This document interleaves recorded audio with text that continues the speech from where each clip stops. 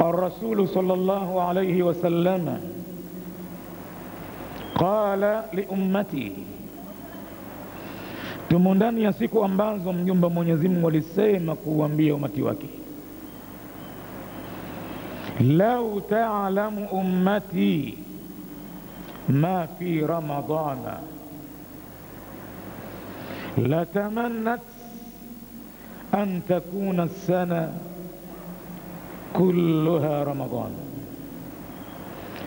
Yalaiti umati wangu ungelijua yale yaliyomo katika mwezi wa Ramadhani min alkhairi, katika mambo mema, bila ya shaka wangeyatambua hayo. Latamannat, umati wangu ungetamani, antakuna, kwamba iwe as-sanata, ule mwaka mzima, kulluha Ramadhan, wote ungelikuwa ni mwezi wa Ramadhani. Hizi ndiyo siku tuliobahatika kuwa hai duniani. Hivi sasa tumo ndani ya siku hizo. Tungelikuwa tunajua kheri iliyomo ndani yake siku hizi, tungetamani mwaka mzima wende hali ya kuwa ni Ramadhani tu.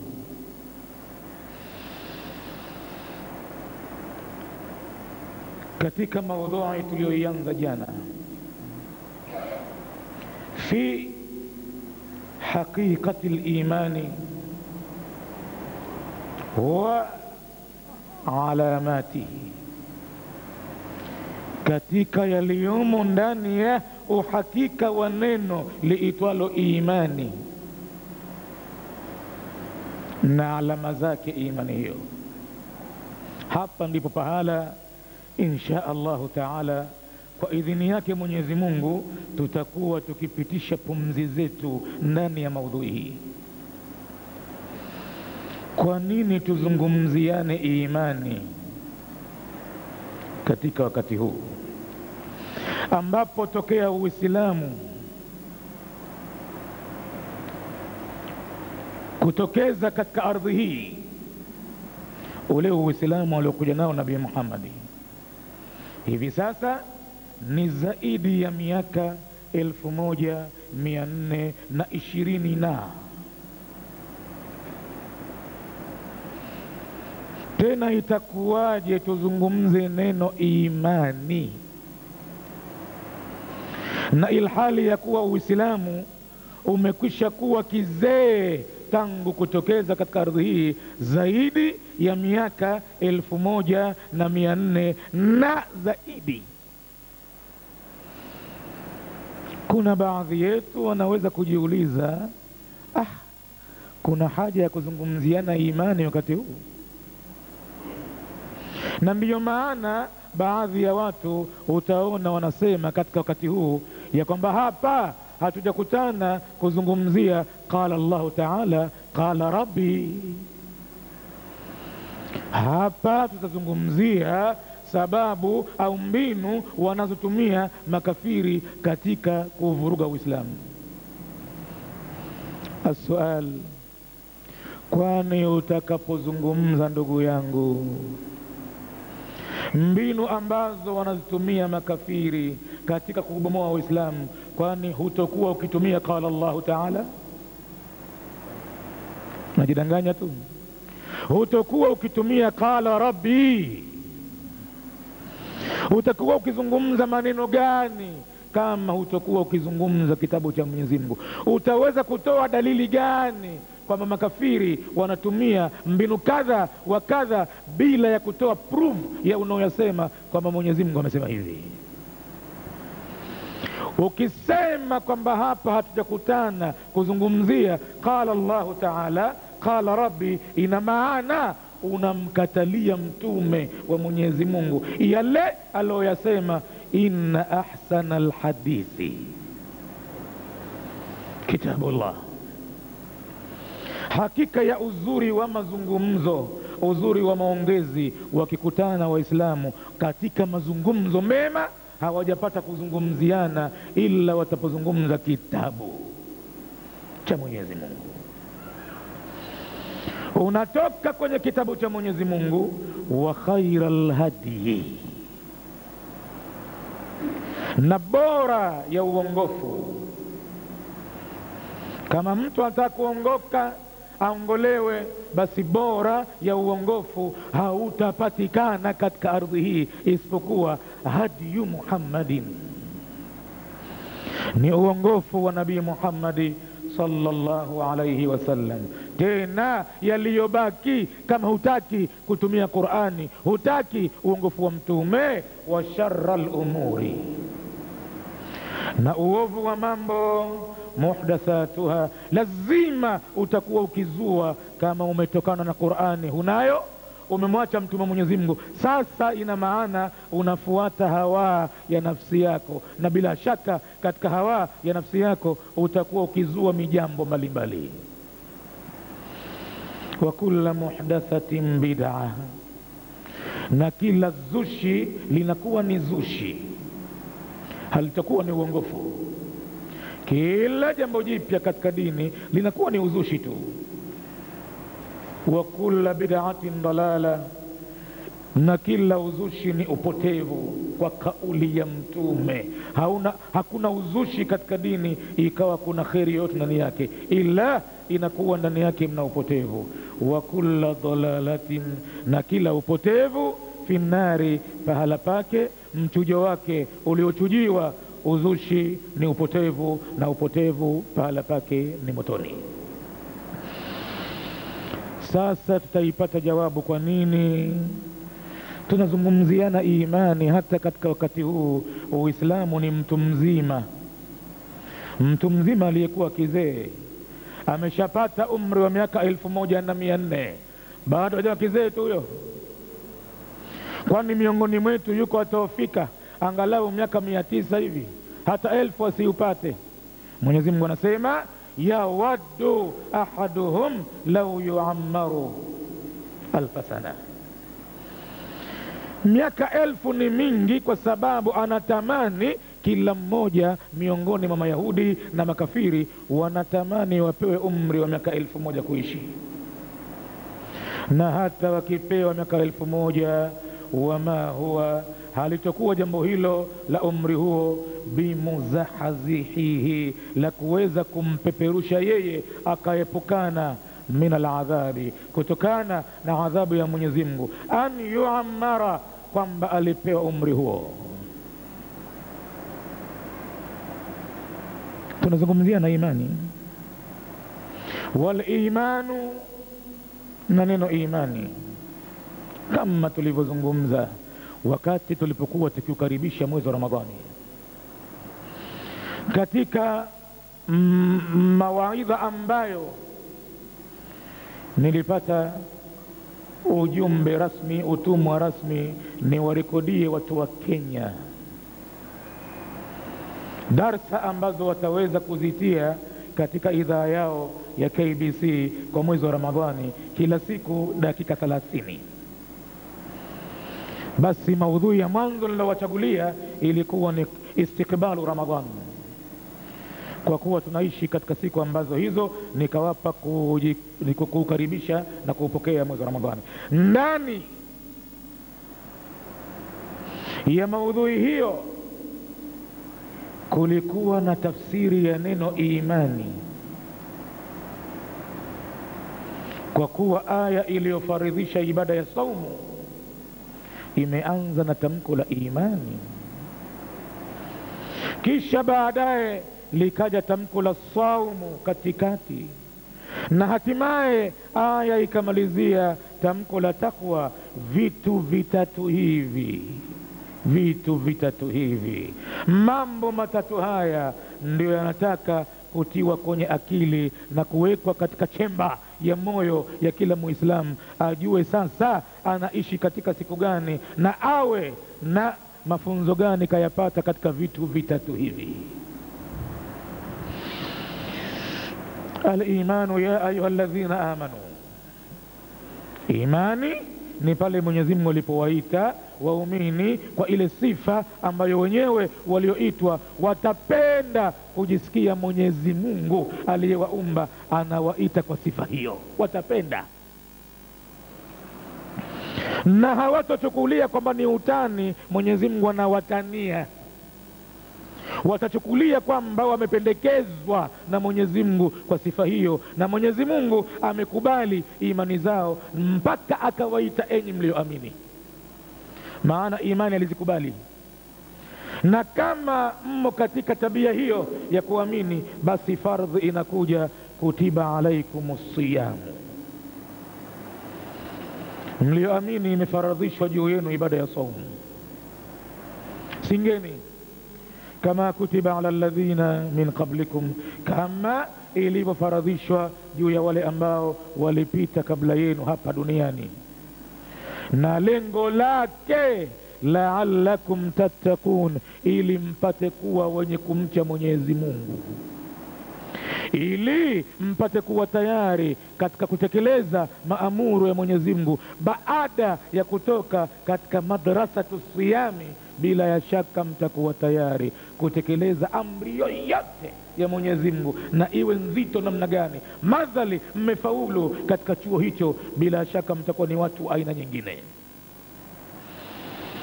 Basi tukazungumza nini maana imani katika darasa hiyo,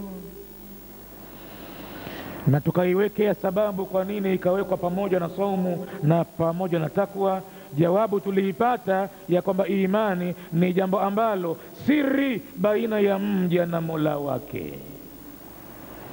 Hakuna yoyote ambaye ataweza kufahamu ndani ya moyo wa mtu mwingine kuna kitu gani katika imani. Labda utakuwa unadhani kwa vitendo anavyoonyesha fulani, bila shaka ninaweza nikadhani kwamba yeye ni muumini. Na kadhalika jambo la saumu, huwezi kumjua nani kafunga vile alivyotaka Mwenyezi Mungu kutekelezwa ibada hiyo, isipokuwa utakuwa unadhani tu kama Waislamu wenzangu nilionao sasa hivi hapa msikitini, nadhani tumo katika saumu kisawasawa. Maana tumeacha yetu yote tulionayo, tumejikusanya kukubali kwamba wakati huu ni vyema mtu akabaki msikitini ili kuitunza na kuienzi ibada yake ya saumu. Atakuwa kaepukana na mangapi kwa muda huu ambao atakuweko hapa mpaka huko tutakapoondoka katika hizo. Mangapi yamemwepuka? Yamemwepuka makosa ya ulimi, yamemwepuka makosa ya masikio, yamemwepuka makosa ya macho, na kadhalika ya miguu na mikono na viungo vyote 360 itakuwa kaepukana na makosa ya viungo hivyo muda aliokaa msikitini. Huwezi kumtambua nani kafunga. Ni ibada ambayo hawezi kuifanya ibada ya saumu mpaka awe mu'min. Na ndiyo maana ya ayyuhalladhina amanu lam yakulillahu ya ayyuhan nasu kutiba alaykumus siyamu wa lam yakulillahu ya ahla makkah ولم يقل الله يا أيها الذين هادوا ولم يقل الله يا أيها الكافرون, كما alivyoita katika baadhi ya aya enyi makafiri. Walam yakulillahu ya ayuha almunafiqun, enyi wanafiki. Bal qala ya ayuha alladhina amanu. Al-imanu, jambo la kuamini limetufanya tulitungie mada, tulifanye kuwa ni maudhui ya kuishi nayo. Limadha? Kwa nini? Kwa sababu kama ilivyokuwa funga ni siri baina ya mja na Mola wake, na imani ni siri baina ya mja na Mola wake, wakadhalika taqwa la'allakum tattaquna ni siri baina ya Mwenyezi Mungu na mja wake. Hakuna anomjua mwenzake nani mcha Mungu, wala yeye mwenyewe kakatazwa na Mola wake asijitakase nafsi yake.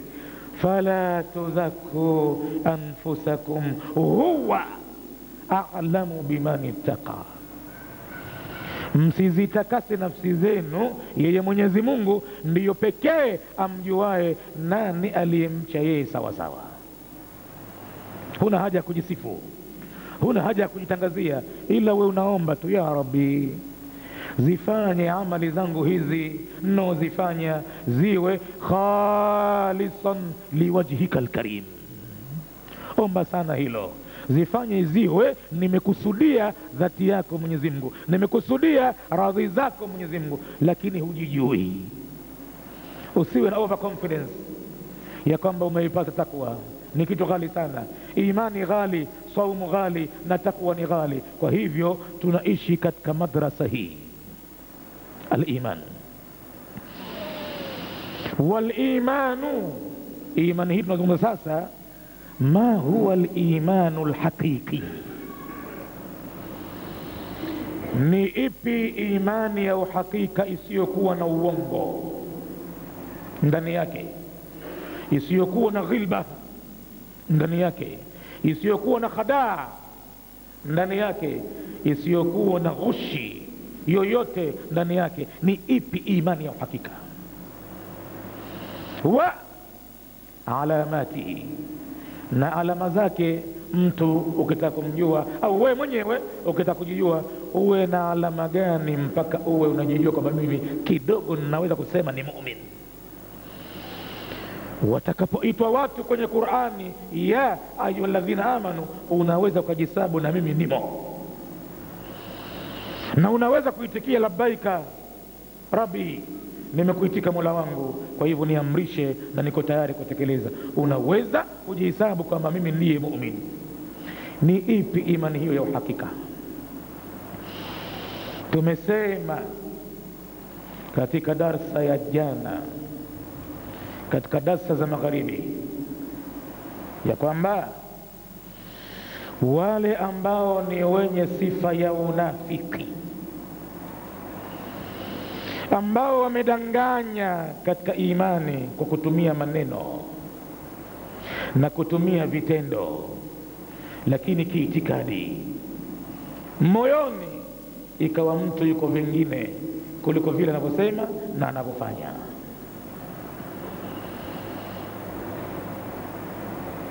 Ndiyo maana Mwenyezi Mungu akasema katika aya nyingine, ya ayyuhalladhina amanu lima taquluna ma la taf'aluna, enyi wale ambao mmeamini, mbona nyinyi mnasema msiyoyafanya? Hamna habari ya kwamba kabura maktan inda Allah, ni ukubwa wa ghadhabu, ukubwa wa uchukivu mbele ya Mwenyezi Mungu, antakulu, kwamba nyinyi mnasema maneno ma la tafaluna, mambo ambayo msiyoyafanya. Hamna habari kwamba mtu kusema maneno asiyoyafanya ni ukubwa wa mambo, au kusema na kufanya halafu hakuitakidi, hujui kama ni ghadhabu kubwa kwa Mwenyezi Mungu.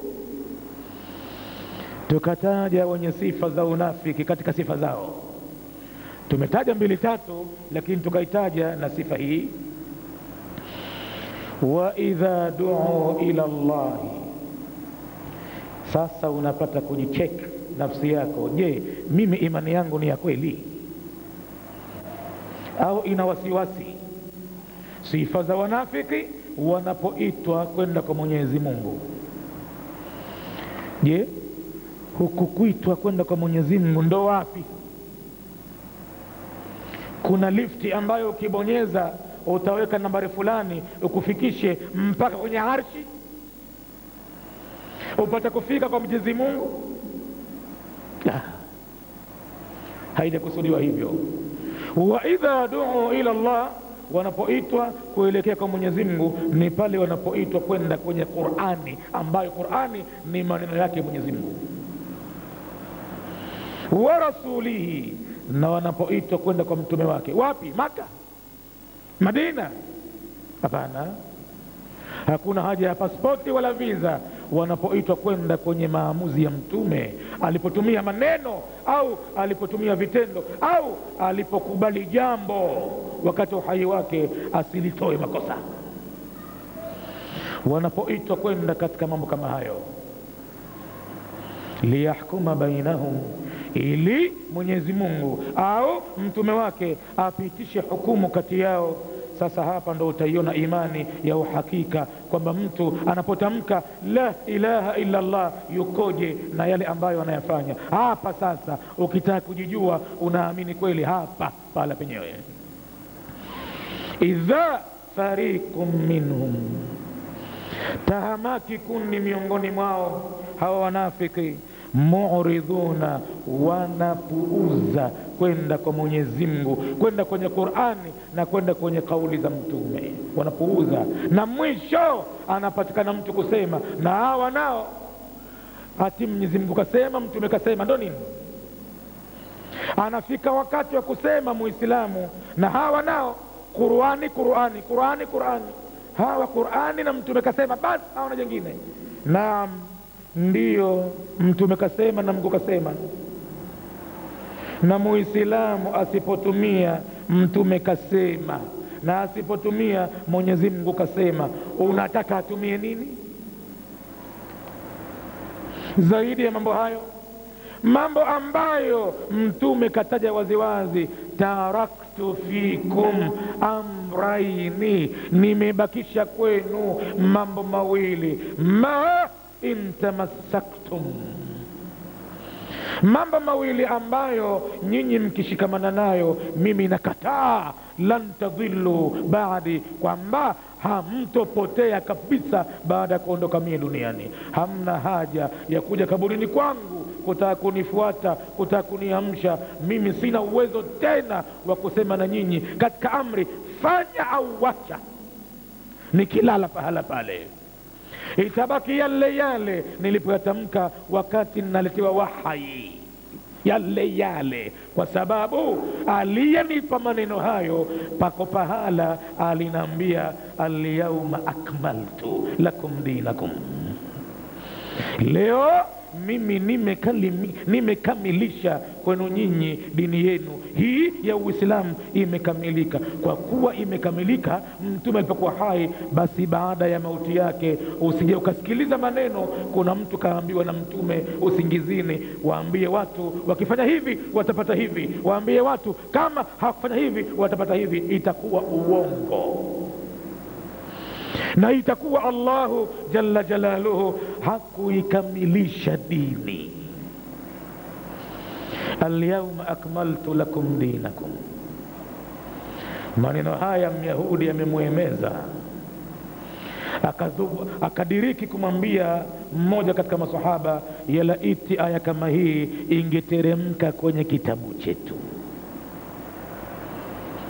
kwa hakika tungeifakharia sana na tungetamba katika ardhi, maana asingekuwa na nafasi yoyote kukichezea chombo cha Mwenyezi Mungu akataka kupenyeza kitu pale, asingepata nafasi. Lakini katika Taurati na Injili kulikuwa na mwanya, watu wamechezea, wameharibu, wametia uchafu chungu nzima, na wakatudhanisha kwamba hayo ni dini, na tukakubali bwana. Wakishatambia tu Mungu kasema hivi na hivi na hivi, tukakubali bwana. Lakini nyinyi bwana, kuna kufuli imefungwa, kuna seal imetiwa kwenye dini yenu, kitu ambacho ni cha kuringia sana hicho. Tena Mwenyezi Mungu ameifunga kwa mambo haya jumla, akmaltu ad-dinu qad akmala Allah, kitu kiitacho dini Mwenyezi Mungu amekamilisha.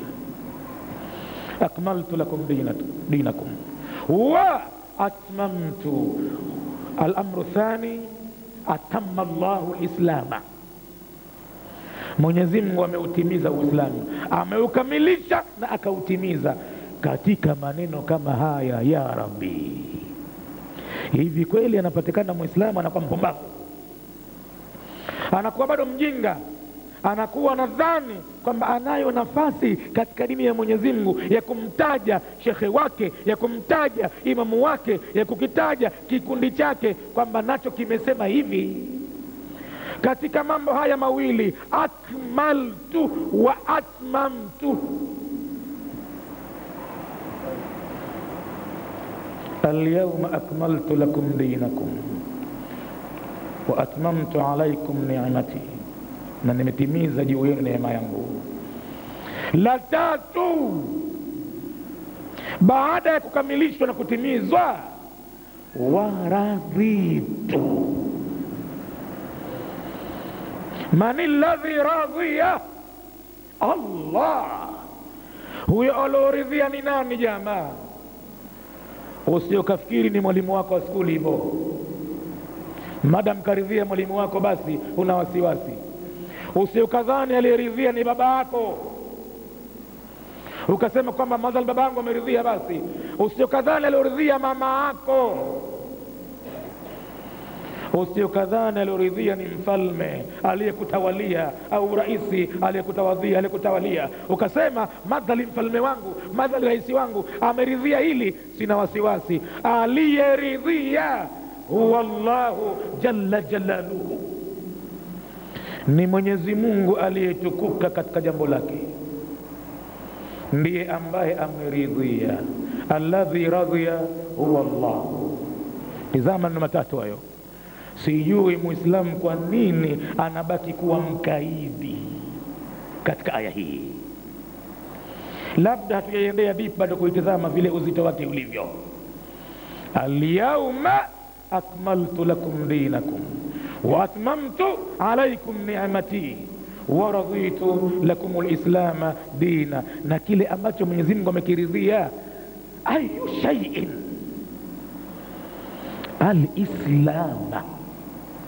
Radhiya Allahu, ameridhia Mwenyezi Mungu, lana, kwetu sisi, al-islama, uislamu, kuwa ni dini sahihi, haina makosa, imetimia, imekamilishwa.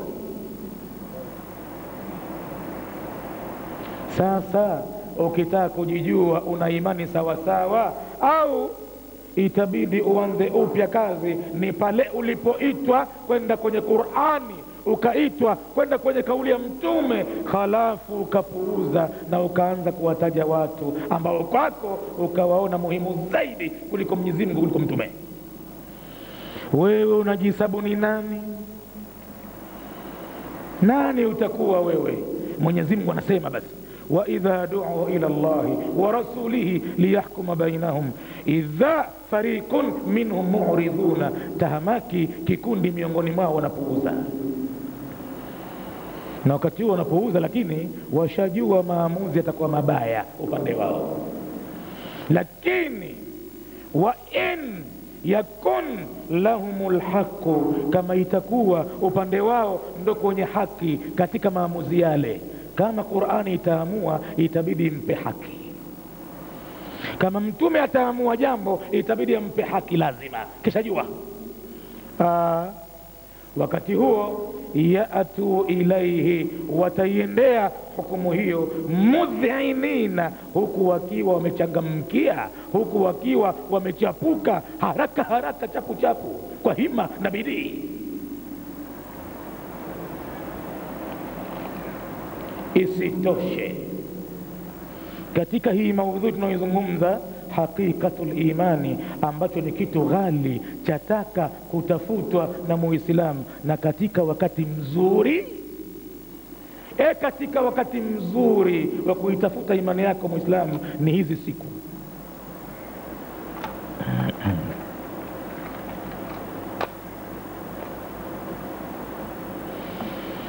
Na katika wakati mzuri wa kutafuta imani yako Muislamu ni hizi siku chache ambazo Mwenyezi Mungu ametutia katika darsa maalum.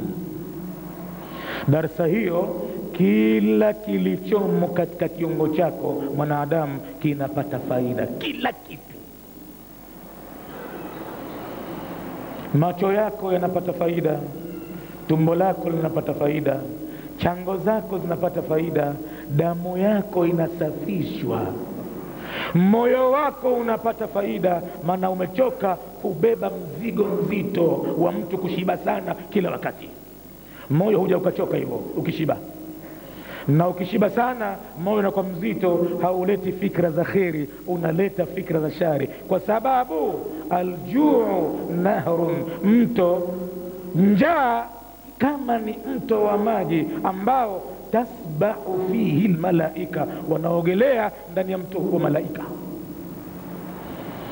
Na unapokuwa katika hali ya wepesi wepesi wa moyo, basi unakuwa na fikra nzuri sana wakati ule. hata kutenda ibada na kuwa mwepesi wakati ule. Lakini washabau, na shibe, nahrun, huo ni mto vile vile, lakini tasbahu fihi shayatinu, mto wa shibe wanaogelea ndani yake mashetani. Jitizame wewe kama magharibi ya leo, wakati wa kufungua kinywa pale, kama utapakia tumbo lako laisa alqiyasi, iwe umejali sana ile saumu yako namna ilivyokupata mchana na ukajali kiu yako, usiweke kiwango alichokuwekea Mtume wa Mwenyezi Mungu cha kuweka balance ya tumboni kwako unatia nini. Maana Mtume haja kubakishia kitu, amekwambia ma mala ibnu adama wi'aan, hajapatapo kujaza mwanadamu chombo, sharran, kilichokuwa kiovu, min batnihi, kuliko pale alipojaza tumbo lake vibaya. Fa in kana la budda, ikiwa hapa na budi ale sana, basi hebu naagawe kwa sehemu hizi tatu. Fathuluthun li ta'amihi, thuluthi moja aiweke kwa chakula chake, wa thuluthun li sharabihi, na thuluthi moja kwa ajili ya maji yake ya kunywa, wa thuluthun, na thuluthi moja ibakishe linafasihi, kwa ajili ya kupumua kwake, kuvuta pumzi zake. Kama atakiuka hapa sehemu yote ile akaiziba, haina nafasi, utaona mwanadamu anaingia kwenye matatizo, anakuwa mgonjwa.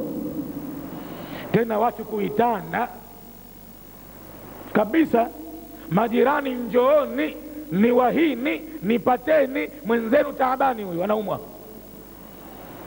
Na wanakuja watu wanamkuta kweli mtu kapinduka, kipovu kinamtoka, yuko taabani, anatweta katika pumzi za mwisho. Wanauliza kafanyaje?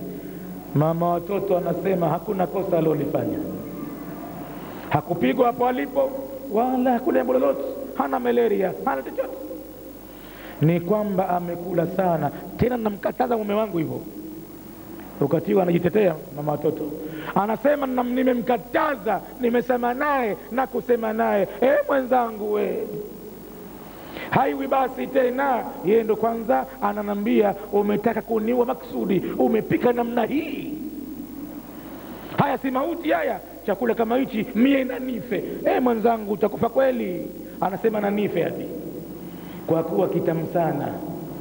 Basi ni kwamba kala sana pale, zije machera zimchukue, anapeleka hospitali, daktari anauliza nini, mbona hivi? Anaambiwa kala sana. Kula sana ni maradhi,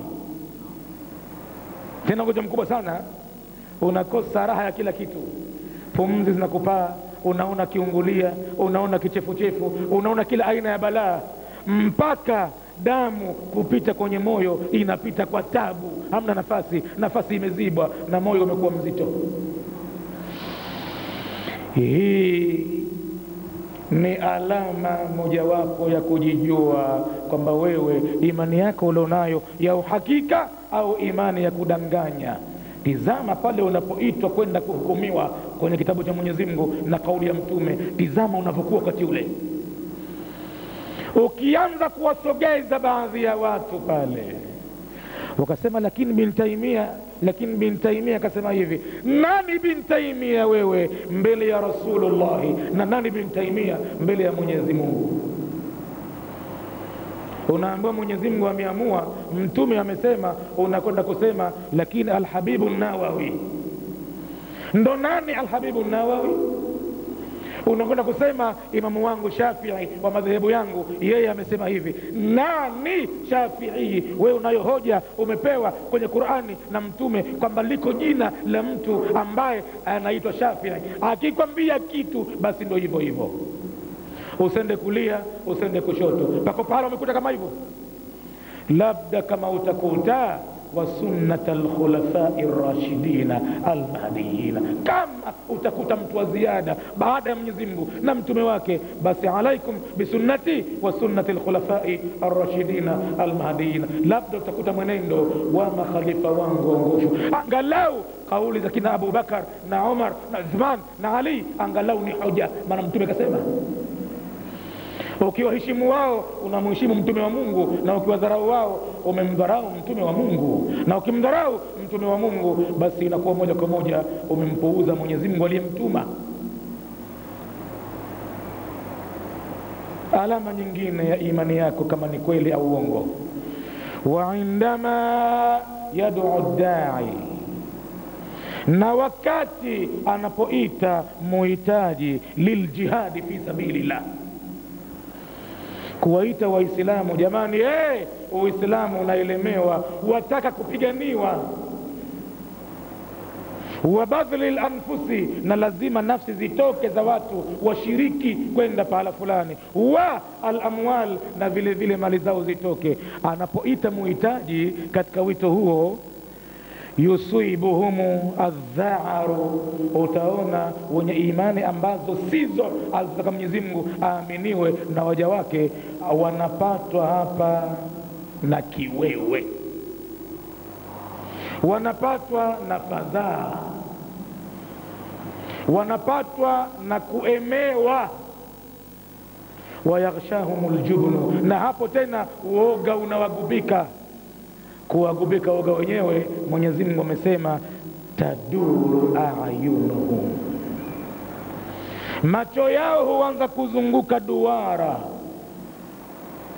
kalladhi, kama yule ambaye yughsha alayhi min almauti, pamegubikwa juu yake jambo la mauti. Utadhania mtu amefikwa na sakarati almauti, maana wakati huo anakuwa mtu macho yake yanaona mambo ya akhira, anaziona amali zake kazitanguliza, wanamletea malaika pale. Kwa hakika wakati ule hata kama yuko mbele yake nani hamsikii wala hamuoni, hata maji akipewa yanateremkia upande wa shavu, hana nafasi ya kutia maji, na macho yake yashapiga rangi nyingine, hata ukimwita hakuitikii tena, yuko kwenye sakarati mauti. Pumzi zipo, moyo unadunda, lakini macho yake hayaoni tena duniani.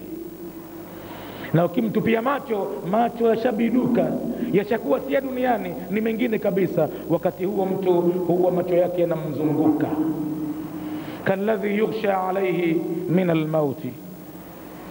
Kwa hakika utawaona watu hawa yaalifuna almunkarati, wanayalea na kuyafuga na kuyaandika hata vitabu, mambo ambayo yanachukiza katika sheria ya dini. Wa yakrahuna taati, na kwa upande wa pili wanachukia taa. Wanalea na kufuga na kupendana yachukizayo, lakini taa ya Mwenyezi Mungu wanaichukia. Isitoshe, wayakbidhuna aydiyahum, na wanazuia mikono yao. Utafikiri mtu yuko kwenye makoongwa, amefungwa, mkono wake umepelekwa shingoni na kafungwa. Wala taj'al yadaka maghlulatan ila unuqik. Ndio Mwenyezi Mungu aliposema katika mfano huu, usiufanye mkono wako umezongoreshwa, umetiwa pingu kwenye shingo yako. Maana mkono ukifika mpaka fungwa hapa, kama ulitoka kabari, basi ina maana ndo atakujikuna uwezi. Na kama tutokezea mmoja akutie mikwaju mgongoni, baada kupata kweli kweli, kisha kufunga mpaka hapa mkono. Sasa kama anakupiga magumi, anakupiga mikwaju mgongoni, na kama ataamua kuzichezea mbavu zako atakuua. Maana yuko pale anakuchocha tu, tokea unacheka mpaka utalia, na pumzi zinakwisha kabisa. Umekwisha unamwambia utaniua wapi? Huwezi kujitetea, ni kwamba atakuua kweli, kwa sababu mkono hunao umezongoreshwa kwenye shingo yako, atakuua.